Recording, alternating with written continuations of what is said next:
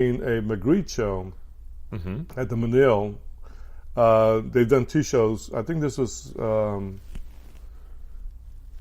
in the late 90s. And there was a section of a show of work that I had never been familiar with his before. Totally unlike his surrealist work. And he called them the stupid paintings. And they had a room probably almost as big as this whole studio. And there were these paintings that the colors were really rich, and the imagery was some of it looked like he was going to use later in his surrealist work, and some of it had no relationship. There were some plaids, grids, things that I would never have thought he would ever have done. If you said this was Magritte and there was no Magritte, the rest of the Magritte show was gone, and you said this is Magritte, I said, oh, you got to be kidding me. Right. And then he went back to doing the surrealist work, what he's known for. But what he gained from that, I realized, was that in the previous work of his, the colors were kind of muted. And then all of a sudden, the colors became really rich in his paintings. And I thought... It's interesting, because, I mean, I hear some stories of artists who are very careful to... destroy anything that doesn't fit their concept of who they are, right? And then there are others, think of like Andrew Wyeth. My impression is like all those paintings he did of Olga, all those years were all done in secret and just kind of, I don't know if he ever even intended to display them, right? Yeah, I don't think he did. I think there's something else going on there. Right. Yeah. Right. Well, she says there's not, but that probably keeps her in good graces with the family by saying that. Yeah. But as the Marcel Duchamp did the same thing the last, I don't know, decade or two. He said he wasn't making any art, and he was. And nobody found out until after he died. Wow. Right. But then you have people like Picabia and currently Jonathan Borowski, artists who do whatever they want to do. And they do like series of work, like a photographer. Right. They do a series of works, and then the next series is very different from the previous series, and then so on. And I admire Picabia, but the problem that I realized if I was to follow that model was that it's more difficult for galleries to sell work.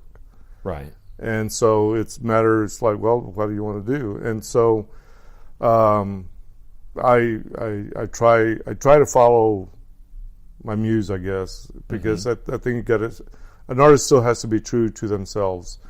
I understand, that some artists will work in secret on other things that are not relevant to their body work that is known. And that's one way of doing it. I understand that some artists will do it and then burn it later. Right. And then occasionally some artists do attempt to do something different. And then when there's not, and I've noticed this actually with some artists who have gotten well known, and then when they do something different, it's not as received as well. Right. So they revert back to what they've done before and continue that stream of working. So there are many ways to approach it, but I think that I sometimes see when an artist gets well known at a younger age, they actually have the flexibility of actually growing and evolving and doing different things if they want to. But some artists who do the same thing also have gone by the wayside because a lot of people don't seem to feel like they haven't really progressed. Right. So you can stick to something as well, and I think you have that model as well, where people who got well known for a certain type of work and continue it. Right. Then they just kind of people I think burn out on that work. Yeah.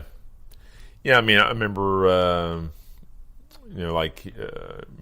Pollock, is really known for his drip paintings, but I think he was wanting to incorporate a little bit more not necessarily figurative, but some things that alluded to the figure. In those few years before his death, the market was wanting more the drips, yeah, right? Well, the show that was at the DMA, the black and white paintings. I mean, those were those paintings that were toward the end of his life, and a lot of people say those were his last paintings. Well, they were not his last paintings. They were the last paintings because he died. But nobody knows what he'd gone into, because he also was trying to introduce color back into his work, but in the and somehow bring the figure back into it somehow.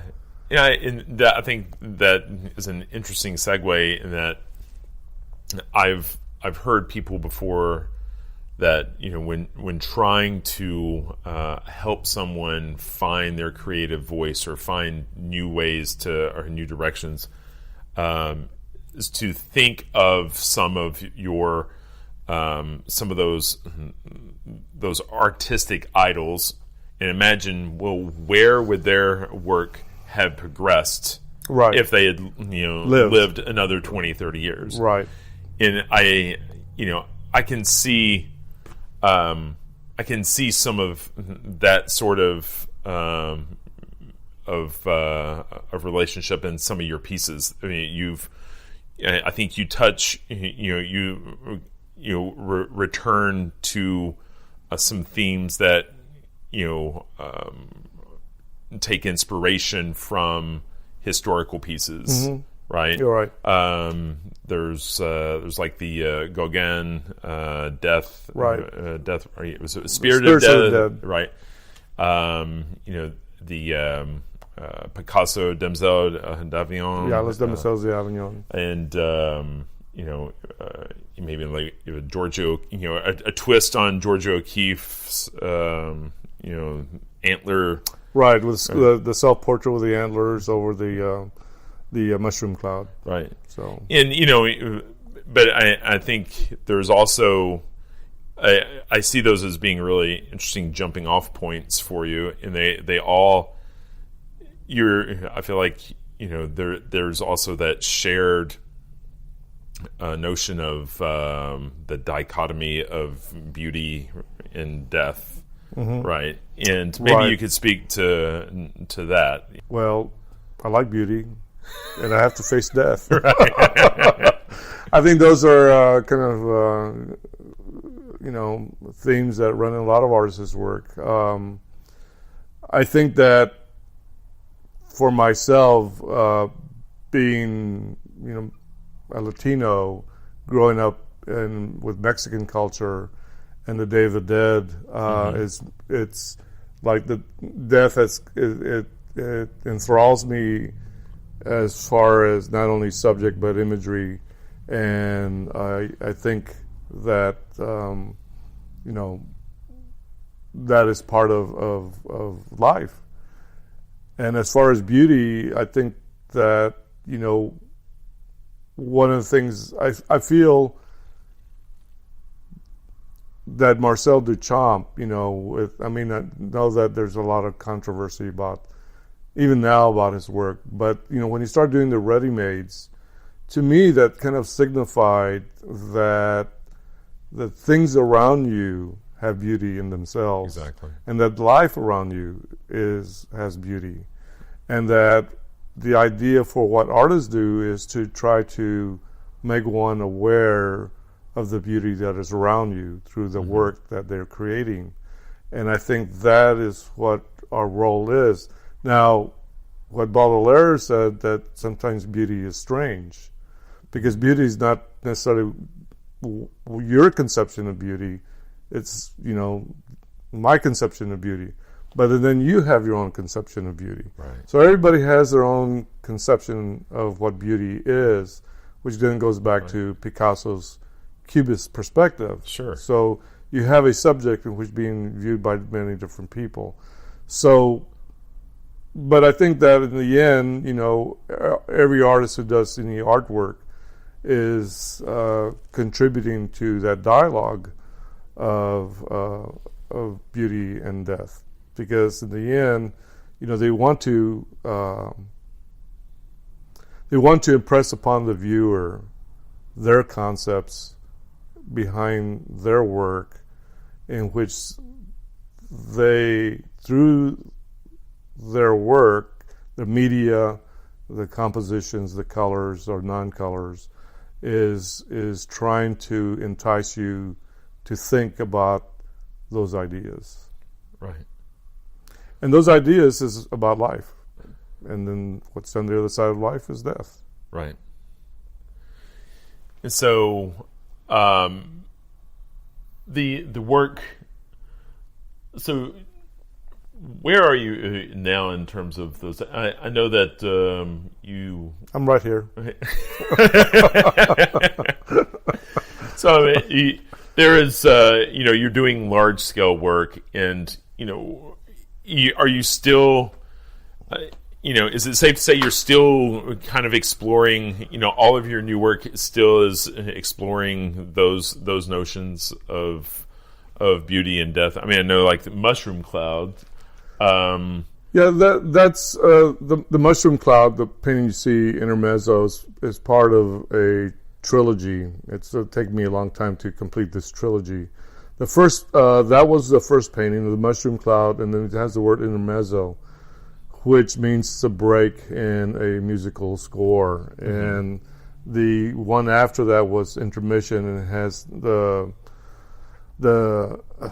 World Trade Buildings and the plane going into it. Oh. And it actually was taken from when that happened, and I was teaching class and school was closed after that, and I came home and I had video VHS tapes at that time and was just recording everything, and right. And so it was kind of a collage of that, and then but Intermission is a break in a movie, you mm-hmm. know.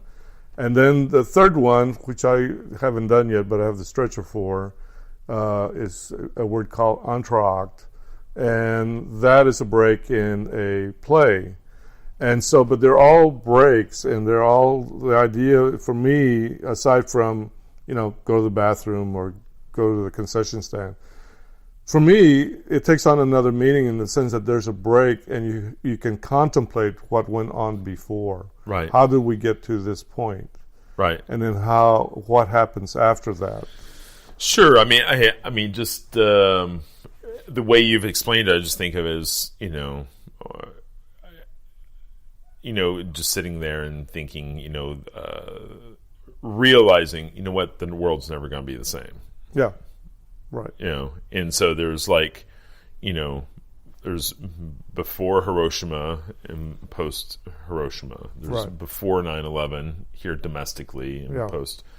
And then the one with entr'acte is the oil fields in Kuwait is what I want to do. Mm. And again, it has to do with economics and fuel and oil and energy. Right. It goes back to that. It's all those things have changed the world. And it's not just now that, now we're drilling for natural gas, and, it's like oil's still an important factor. People look at the gas prices and indicate, how the economy is doing. And, people get elected into office is like, we need to get more like renewable energy. No, we need like the old energy, and it's a conversation that'll never end. Right. As long as we have technology, or like automobiles and computers and other right. kinds of things, we need all this kind of energy. Yeah. And then it's at some point, where how long do we have this energy for? Right. Yeah, I know they there was a point where they started talking about peak oil, which means the reserves are drying up, and and then they started fracking, and they're like, oh well, we've pushed that number back another 30 years, and yeah. But I mean, it's even when you look at something like someone driving around in their Tesla electric car, I